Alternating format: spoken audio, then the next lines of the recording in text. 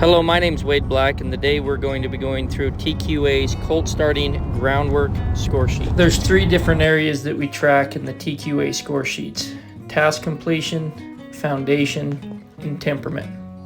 On one side of the score sheet is task completion and foundation, where we track 3 task completions and 5 foundational components.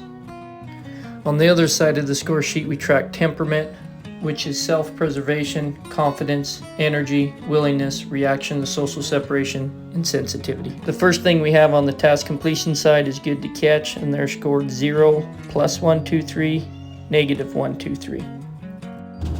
It's important when you first go catch a horse that you practice your stockmanship using flight zone and balance point to make sure that you're not chasing him around when he's good and prepared to catch. Then I like to pet the end of the lead rope over on him, and then I'll kind of bring him back to me. I go ahead and bring him away from the rest of these horses. I wouldn't necessarily do that.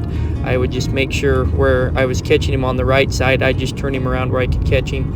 And then when I grab the rope, the halter here, I'll hand it from my left hand over to my right hand. I'll come underneath his nose and I'll draw up with my right hand there. You can see that again. I'll come out and up around his nose. Okay, I do not have both my hands underneath his hand coming up to his nose. It's important when we halter them that their head stays nice and quiet and we don't get a habit of chasing them with the halter, giving them bad habits. The next thing we have on our groundwork score sheet is lead with willing submission and respect. Next we have leading, and when I'm leading a horse, kind of a big part of groundwork that I'll talk about is I don't want him running away from me and I don't want him running over the top of me. So I want a horse to follow me on a loose rein. That's the willing submission component. After initial cue, they do it on a loose rein and no leg pressure. Then the other part, when I stop, they should stop. There's a bubble there and I don't want them walking into my bubble. And so as I'm leading this horse here, he's doing a good job. He's leading with willing submission. And then when I stop, he stops. He's not walking into my space. He's just a little bit on the sluggish side, but he does a good job of stopping when I stop there. So the next thing we have is stage 1 with willing submission, standing and walking, and also in a crisis. What I would be looking for in TQA, like I said, here's kind of be some guidelines and standards. Everyone does things a little bit different, so I encourage you to, whoever you're working for, do it like whoever you're working for. But some of the main things that I think about in groundwork is if you've done a good job in your groundwork. In the simplest forms, there's 2 major things that I look for. They shouldn't be running over the top of me and shouldn't be running away from me. How they respond to my presence is very important to me. Okay, I want a healthy level of respect and I don't want any fear. Okay, so that's part of the lack of communication. That's one of the 3 things to eliminate resistance: lack of communication, fear, and resentment. We could see here in the 3 causes of resistance, the lack of communication will push a horse into 2 different forms of self-preservation: fear or resentment. Okay, now I'm going to show what I would call stage 1 in a crisis. So you can see here I'm bringing this flag, I'm bringing it right in the blind spot, right in the area that I'm going to ride him. I kind of bring it up kind of quick and he'll get tight, and then I'll have him stop, pivot around that inside front foot, which is stage 1, and turn and face me. Now let him lick his lips, get some dopamine, let that be a comfortable thing. So this is stage 1 in a crisis. So one of the things I just showed there is that stage 1 in a crisis, and I don't necessarily start there. I want stage 1 with willing submission. So the definition of stage 1 is stopping the inside front foot and moving all the other feet forward around it. So I'll repeat that again. Stage 1 is stopping the inside front foot and walking all the other feet forward around it for turning and facing or submitting the hindquarters. It's important that after we get this revelation of stage 1 or doubling on the ground, that we transition into stage 3 in horizontal direction. Otherwise the horse will just whirl around and look at you out of both eyes and never learns to accept you on their sides. As we look again at our 3rd box on the groundwork score sheet, stage 1 with willing submission and in a crisis, I want to introduce a very key vocab word in the 5 factors to eliminate resistance in training horses, and that is willing submission, which is after initial cue, The horse performs the task on a loose rein and with no leg pressure. It's the horse's idea. If it's their idea, we shouldn't have to force them to do it. We should be able to give them the reins and not kick them and have them do it on their own. Okay, so there's two things I'm going to go through here in my groundwork. There's kind of what's going on in the outside of the horse and what's going on the inside of the horse. And so the groundwork is preparing both of them. So according to TQA, there's three different circles that make up a horse. There's the outer part that is, we call the body, okay, which would be primarily the head and neck, the front feet, and the hind feet, okay, and understanding how those three parts function helps me understand how to bring alignment in those three parts. Yeah, I like to think about giving a horse an assignment, either on a straight line or a curved line, so that's very important, understanding those different parts. But then the other part, according to TQA, there's another circle there, and we define it as the soul, which is made up of three different parts: the mind, the will, and the emotion. So what we target here is what I call the training trifecta. So if I'm training a horse, I want him to be correct in the body, okay, the head and neck, the front feet, the hind feet. I want alignment all the way through the body. But one of the things we talk about in the TQA programs is, are you forcing the body or influencing the soul through understanding identity? So it's two totally different thought processes. So here we have a graph with the two thought processes. One is the traditional, or giving to pressure. The focus of that is a trainer mentality and forcing the body. It's all about moving a body part, whether it's the head and neck, the front feet, or the hind feet. Focused a lot on task completions, getting the horse to do a job. The chemical in the body a lot of times is cortisol, because we're not focused on what's going on the inside of that horse. A lot of times they have high self-preservation. The horse is in their sympathetic nervous system. Chemical in the body would be cortisol. With the alternative thought process, the focus is more on seeking relief with a teacher mentality. Focus is on influencing the soul, the mind, the will, and the emotions through understanding identity, or the driving factors. And the chemical in the body for that one would be endorphins, or like dopamine and serotonin. And focus of that one is seeking relief, but that doesn't mean we don't put pressure on the horse. It's understanding the balance between the pressure and the relief. It's like my dad says, it takes pressure for relief to be effective and relief for pressure to be effective. So with the alternative thought process, we're setting it up through pressure and relief and understanding the chemicals in the body so that the horse is getting dopamine when he finds the right answer. Okay, so yes, I want the outside correct, but one of the things we teach through TQA is what's going on the inside of that horse. So we have the body. That next part is the soul, which is the mind, the will, and the emotion. In relation to the training trifecta, the mind has to do with the foundation. So we clearly define that through this program, through horizontal direction, vertical direction, and the 4 stages. That is the foundation. So I want to pick up on him. I want to have a thought go into this horse, just like I've influenced some of my students, that he understands the definition of these 4 simple vocab words, stage 1, 2, 3, 4. We're going to go through those in the introduction here. Then the other part, they have a will. They have things that they want, okay? Part of a soul is the mind, the will, and the emotion, okay? And I want to talk through what is driving a horse's will, what they want.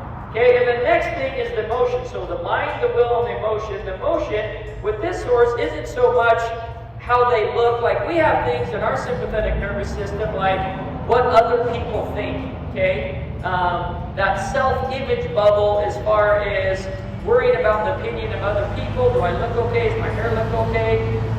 Horses don't really care about that. What they worry about, what puts them in their sympathetic nervous system, is they're a prey animal. They don't want to get eaten. Okay, so that's what they care about. So in this graph, we see those 3 circles. The body is the outward circle as we look at the horse, which is made up of the head and neck, the front feet, and the hind feet. So we talked about the importance of bringing alignment and then giving the horse an assignment where we direct those 3 parts of the horse to do a job. And then the last part of that would be refinement, that reining cow horse foundation, where we talked about having horizontal, vertical direction in those 4 stages. And we do that through teaching them those vocab words, which takes place in the soul, which would be the next circle there, which is the mind, the will, in the emotion. So that's we were talking about influencing the mind. So when we take the slack out of the rein, we know what we're communicating and the horse understands what we're communicating. Another key part in the soul is the temperament, or that sympathetic and parasympathetic nervous system, recognizing when they lose confidence, they fall in their sympathetic nervous system, and learning pressure and relief, as we talked about before, to where they find the right answer. And the last part is the will, and we'll go through that with the driving factors as we dig a little deeper in that internal circle as far as what is truly driving that horse through the driving factors. But so that emotion component, recognizing that their body, soul, and in their identity, they have these things called the driving factors, which there's three primary: self-preservation, comfort, companionship, and the two underlining is confidence and energy. So whenever I put this horse in a situation that he doesn't have confidence, he's going to fall into the sympathetic nervous system, which is self-preservation of flight, fight, and freeze. So I need to understand that that's what's driving him. That's what I got my master's in. That is his driving factors. So what does he want? What does he think? What does he feel? Well, I break that down even further. That self-preservation part of the animal, I need to realize that he was created to be a prey animal. That is in his instincts. He is a prey animal. So a big part of what he wants is to not get eaten. That is innate instinct in how he was created being a prey animal. Is anytime he perceives something that could hurt him or eat him, he's going to get scared and want to flight, fight, or freeze. In this graph, we have the sympathetic nervous system and the parasympathetic nervous system. When the animal is in his parasympathetic nervous system, he will be experiencing confidence and have comfort and companionship in his surroundings. As an animal begins to lose confidence, he'll begin to fall into his sympathetic nervous system and begin to seek comfort and companionship somewhere else. When an animal falls from their parasympathetic to their sympathetic nervous system, they will clench their jaw. When the animal comes back from their sympathetic to their parasympathetic nervous system, they will relax their jaw and start to produce saliva. When this happens, the animal produces a chemical called dopamine. This is a feel-good chemical to the animal. The other side of the pyramid would be high adrenaline and high stress. So it's important to recognize in how we apply pressure and relief to animals. It's actually healthy to apply a little bit of pressure, and especially associating it with a revelation, one of those vocab words, stage 1, 2, 3, 4. I like to put a little bit of pressure on a horse and then reward them when they get the right answer. As soon as they get the right answer, I always like to give them relief and let them experience comfort. Let them lick their lips, let them get a shot of dopamine, and let them know that they got the right answer before just falling into a trainer mentality, which is just a whole bunch of training, drilling, and repetitions. That's a real key to the two different thought processes. It's chemically what's going on with the animal. The next part of that is environment. They seek comfort in environment. A lot of times it's where they eat, it's where they experience comfort. The other part is their herd animals. So that's the companionship component. And then the other thing is food. These horses are herbivores, so they're designed to graze 17 hours a day. So what's going on in his mind, his will, and his emotions, it's kind of those four things. Okay, is there the fear-driven response? Environment, he wants to go seek comfort in an environment, the herbivore and the herd animal. So we can see here on the inner circle, the three primary: self-preservation, comfort, companionship, the two underlining confidence and energy. As we break down that self-preservation and the identity, that would be the prey animal component. And then for comfort, they'd seek that through environment or through food, partly. That's part of being a herbivore. And then the other part, the companionship part, is they are a herd animal. So all of that is part of their identity that's going to drive what they want, what they think, and what they feel, that's ultimately going to push their body to move in whatever direction they want to go. The second factor to eliminate resistance in training horses is good communication. This is defined as learning to read, feel, and understand what the horse is saying in response to our request. It's important to know that communication involves two individuals. What is the horse saying? As we read that and we ask a horse to do something, it's important to know, is this a fear-driven response to request, or is this a resentment-driven response to request? As we look at the three causes of resistance: lack of communication, fear, and resentment. It's also important to know that we communicate through feel, timing, and balance in the primary driving factors and underlining driving factors, training the horse from the inside to the outside to move the horse to get him to do what we want. Alignment, assignment, refinement. It's also important to know here that there's one variable factor, which is hormones, depending on if this horse is a gelding, a mare, or a stud. Sometimes, depending on being a stud or a mare, the body may be producing chemicals such as testosterone or progesterone, depending on the cycle of the horse or the season. So this identity component of gelding, stud, mare could be influencing the hormones that the body is producing, that is influencing what they want, what they think, what they feel, which is ultimately influencing their behavior in their body, determined on what they're doing. So what I want to do, while I'm doing my groundwork, when I talk about submitting the driving factors, I want him to seek me for that comfort and companionship. Okay, so I'm putting a little bit of pressure on him, and he is moving around in what I call horizontal direction.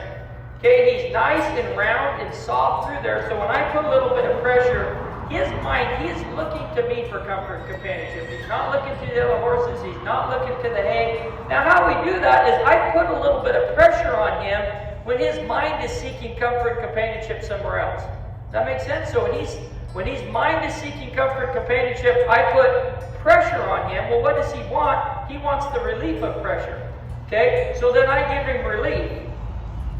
So as I come around here, that's just understanding the inner part of the horse. So I want horizontal direction. Okay, there's 8 different signs to tell if I have horizontal direction. Should break in the poll, shouldn't see any white in the eye. The nose should be directly underneath the eye. There shouldn't be any head tilting. And I shouldn't see, the ears should stay flat. Okay, so those are the 4 things of a breaking in the poll. With the loin, the front feet and hind feet should travel on the same path made as the nose. Okay, that outside hind should step out and the inside hind should step up in between it. Should make a perfect C around me or my leg right here. Should make a perfect circle around my leg. Well, when I'm on the ground, it's me. The front feet and hind feet should follow on the same path as the nose, and they should make a perfect circle. The third factor that we have to eliminate resistance in training horses is a balanced life to direction ratio.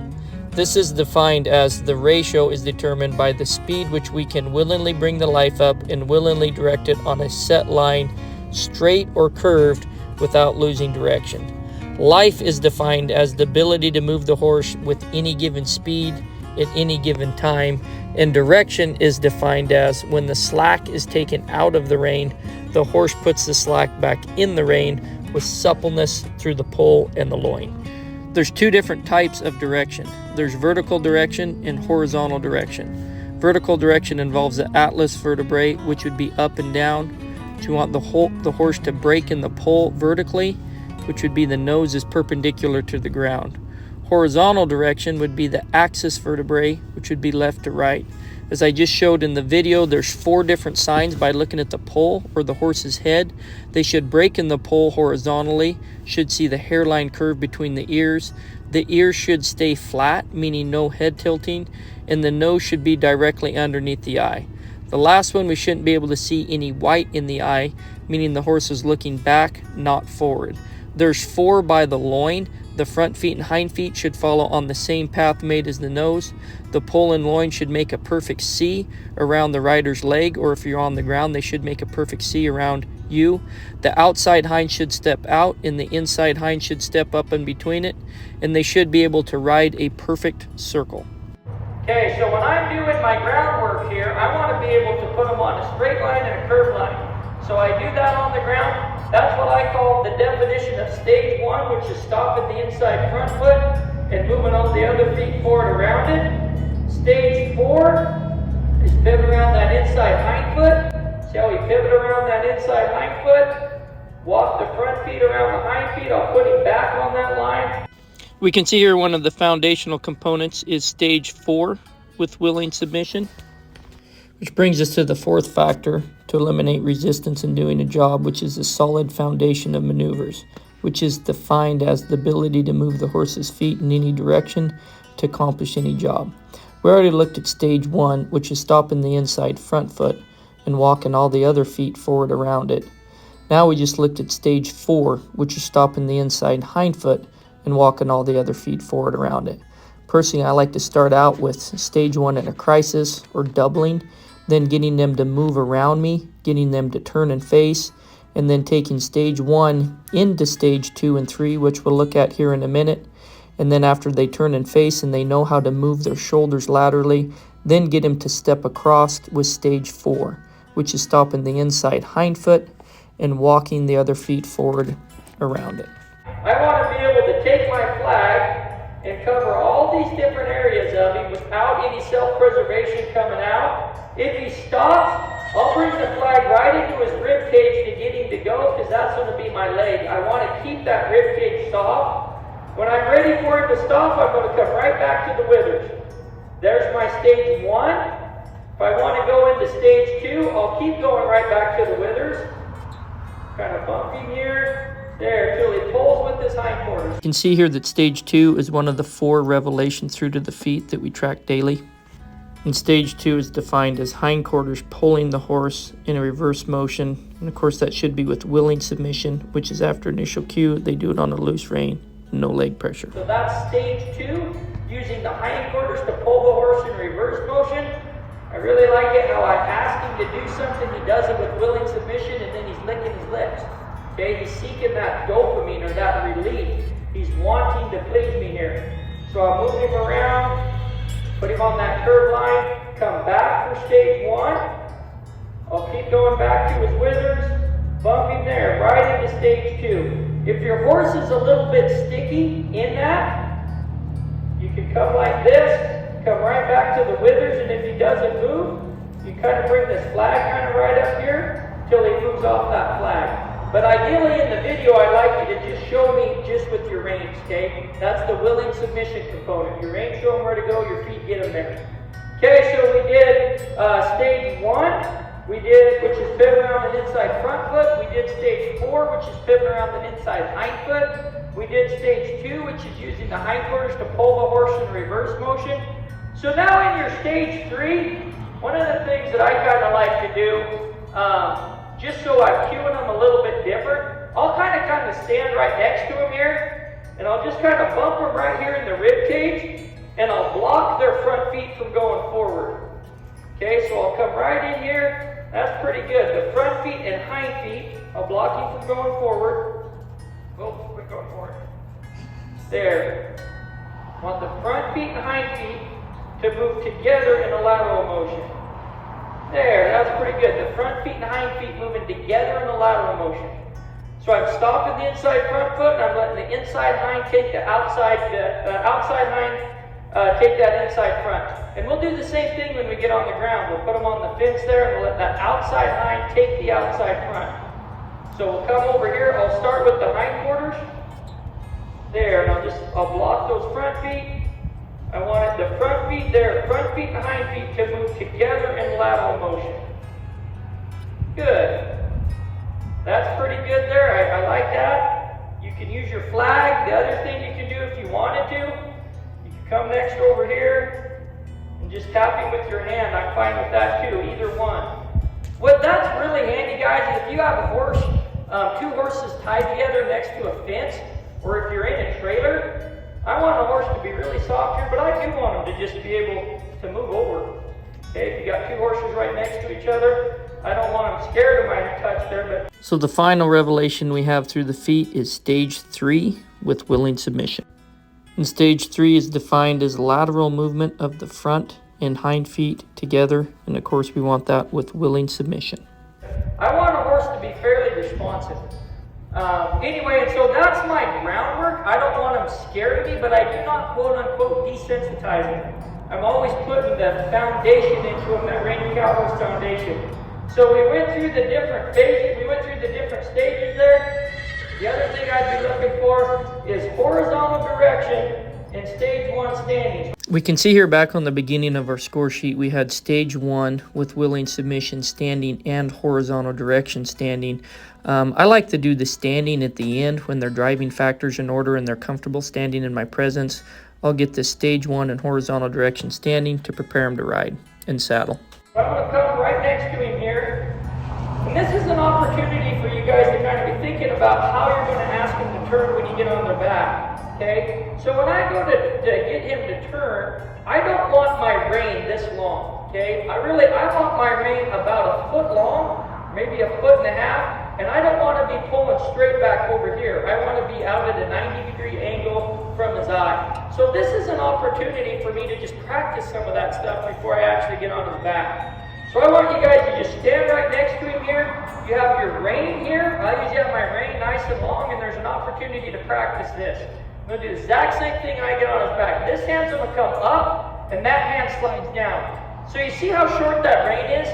Versus me going like this and picking up the rein. See how long the rein is now? So if I'm riding this horse on his back, and I'm riding with the loose rein, if I just reach down and grab the rein, see how long that rein is?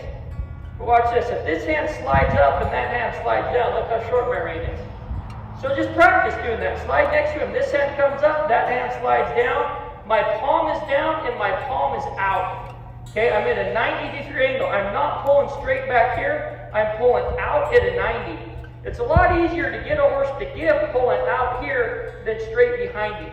Okay? And a lot of the stuff I'm teaching you isn't how we're ultimately going to ride him, as a finished bridle horse, but it's little things to help him find it more. So there's different things that we do when we're starting a colt the very first time that we help him find it versus an older horse. And where we're pulling in relation to the rein is a big part of that. So having a shorter rein and pulling out is a way, because I don't want to pull his head around. I'm coming out here and I'm waiting for him to break in the pull. I'm going to take the slack out of the rein there. See, he put the slack back in the rein. Then I'm going to come right back over here and touch him right in the rib cage there till he does stage 1 with willing submission. How we give a horse to give their head is a good way to evaluate our training thought process. Either the traditional, which is forcing the body, where we take the slack out of the rein and just pull their head around, or the alternative, focused on influencing the soul through understanding identity, where we take the slack out of the rein, applying a little bit of discomfort in waiting for them to seek the comfort, waiting for them to think about it in their mind, to put the slack back in the rein to seek the relief. This is the difference between giving to pressure or seeking relief. We want to set it up and let it be their idea, putting the slack back in the rein. So this on your score sheet, this is horizontal direction standing and stage 1 standing. So when I do this, I'm going to be right in the exact same position I'm going to be on his back. You guys see that? If I was on him, my saddle's going to be right here, my feet are going to be right there. Personally, I don't like to stand right here when I get him to give, because I'm bringing his head right into my personal space. So I'm going to stand right here. This hand comes up, that hand slides out, I'm out at a 90. Okay? I'm waiting for him to give, and sometimes your horses, especially if you work them very much and they get kind of gentle, sometimes they'll kind of fall asleep with the halter. So when you're getting ready to do your horizontal direction standing, you see how I put a little bit of life in it there? My dad used to say it's kind of like milking a cow. I'll take the slack out and I'll just put a little bit of life in it there. See how that kind of helps wake him up there a little bit? It's kind of the same thing with a Hackamore horse sometimes. Cody ride a hack there. See him give there? Then I'm going to come right back over here, bring my hand behind his back cinch, pivot around that inside front. Okay, so we did good to catch, we did lead with willing submission and respect, we went through all the 4 stages with willing submission, we did horizontal direction. The other thing that's on your groundwork score sheet is good to pick up feet. So the final thing we have on our score sheet is good to pick up feet, number 8. Okay, so one of the big things in getting a horse to pick up their feet, first off, they need to be good to stand. Okay, so number 1, you should flag them. You should get their driving factors in order where they don't have a lot of self-preservation and they're running around seeking comfort, companionship somewhere else. Be able to take the flag and pet them all over their body and want to stand. So I wouldn't try to pick up a horse's feet if they didn't want to stand to begin with. Okay, that's a good way to teach a horse to jerk his feet away from him. Okay, so once he's wanting to stand and he has comfort standing in my presence here, the next thing I want to be able to do is just pet him down his leg. I want to do my groundwork to get them, you know, or they're not trying to run over the top of me, or they're not trying to run away from me. Okay, where they're good standing. I want to get to where I can pet him all the way down his legs. Get my picture of my horse versus my backside. No one wants to see that. Okay, here we go. So, here, I'm going to pet him like this. Then what I like to do, guys, right off the bat, and I'm not saying you do this forever, picking up the horse's feet, but it really helps with colts. Instead of pinching them, they don't really know what that is right off the bat. Okay, an older horse does, and that's perfectly fine to pinch him. But you think about a colt, you put a little bit of bait, and then you jerk their foot away, and then you try to hold it. That can be kind of confusing for them. So what I like to do is get them to where they shift their weight. Okay, before I just pinch them, so I'm going to just grab right here, and I'm just going to push forward a little bit. So I'm going to grab right here, okay, right on his cannon bone. And some of you kind of smaller people, instead of pushing clear back like this, you don't have as much strength right there. If you just kind of come here, and instead of using just my arm, if I just go like that and use the weight of my whole body to just come back, watch this. I'm just going to go like this. See, I'm going to put a little bit of pressure there. And there, I'm going to wait for him to give. So I'm going to apply a little bit of pressure. When he shifts his weight there, I'm going to give.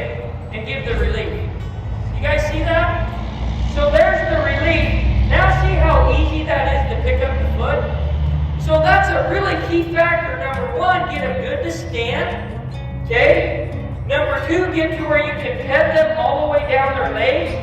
Number three, just get to where they'll shift their weight to all the other three legs. Then once the weight is shifted, it's usually really easy to get them to pick up their legs, pick up their feet. Does that make sense? Okay, we'll go and do it on this other side. Okay, with that said, sometimes you have horses that, you kind of need to get ready to shoot the day the shoe's coming and you haven't prepared them. And I'll kind of show you some other stuff there. But see, I'm going to touch him right here. I'm just going to lean back, put a little bit of pressure, and I'm waiting for him to shift his weight. There, when he shifts his weight, I get relief. There, you just cock him right on the toe there. It's really easy to pick up that horse's foot. Okay, we're going to come over here. Some people are really, they want you doing it this way, and that's fine down the road. Right off the bat, when you're touching a horse, I want them to move. Okay, and so if they do move, I'll go like this. That's part of my groundwork. Okay, this is how I was taught to do it, to come around, and if they move, they can move around. Okay, and then finally when they stand or whatever, you know, this is how I was taught to pick up horses' hind feet. I know different people teach different this way. You know what I mean? And they have a reason for doing it that way, doing it this way. I was taught to do it this way, petting them, getting them to pick up their feet this way. If something did happen and they did kick, they're buckling your knee that way versus coming right like this if you're halfway asleep or you're not paying attention and getting kicked right in the knee that way. So those, the reason for one way versus the other way, okay? Just as far as a safety deal, I encourage you to come this way, to pet them there. I like to have this lead rope, and I don't like to put them in a corner. It's groundwork, part of groundwork. You let them move around until they want to stand, okay? Do your groundwork. A lot of problems I have people that have horses that aren't good to shoe because they didn't do their groundwork. They didn't get the driving factors in order. They didn't get to where they can pet them all the way down, and they didn't get to where they can shift their leg, and they're just trying to take a horse's foot away from them. With that said, sometimes you have horses that you need to get their shoes done that day, or you need to hustle up a little bit more.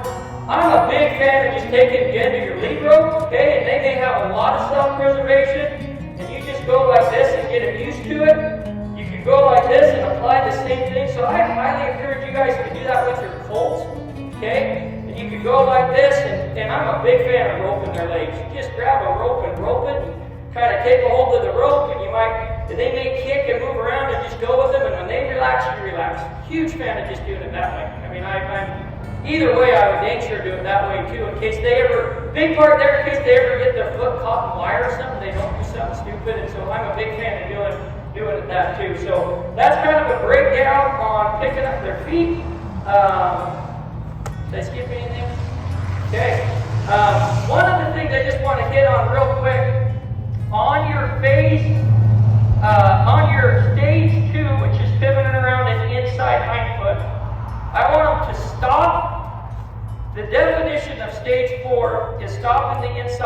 hind foot and moving all the other feet forward around it, okay? So as I come around him here, we'll go out of horizontal direction, okay? Got that nice curved line. I'm going to come back to his withers. I'm going to get him to stop and pivot around that inside front foot. Very good, buddy. Okay, he is in the left-hand lane here. Picture two different lanes like in a road. He's in the left-hand lane, I'm in the right-hand lane. Okay, I'm going to take my lead rope and I'm going to go like this. You guys see that's a 45-degree angle. Okay, I'm going to go like this. Then I can get a nice rollback. Then I'm going to come around this other way. Put him on that curved line. Come back to his withers. He's in the right-hand lane, I'm in the left-hand lane. I'm going to switch my hands. See, that's at a 45-degree angle. I'd rather not keep his hindquarters out there. Okay, he's in the right-hand lane. I'm in the left-hand lane here. Okay, there. See, he didn't kick his hindquarters out, and he just stepped over with his front feet. So these are those little things that you guys can be thinking about on your groundwork that prepares them when you go get on their back. So to wrap up the groundwork score sheet, we went through the foundation for perfection with the focus on evaluating the two different thought processes. We went over the 3 causes of resistance, and we also went over the 4 factors to eliminate resistance. We'll cover the 5th one in later videos. We'll also wrap up by saying that the focus of the foundation for perfection is learning to eliminate resistance when doing a job. And we do this through achieving the training trifecta, or temperament, foundation, task completion. Those are the 3 areas that we track progression. And so weekly, as we fill out our score sheets, we'll track it every week, and every one of these numbers is one of the variables that we are tracking on our score sheets on the task completion, temperament, and foundation side. These score sheets also have information that you can put on the horse on top, and it also has comments that you can write on the bottom and share with the clients during your evaluation period with your client. Hope you enjoyed the TQA groundwork video. We'll see you later in later videos.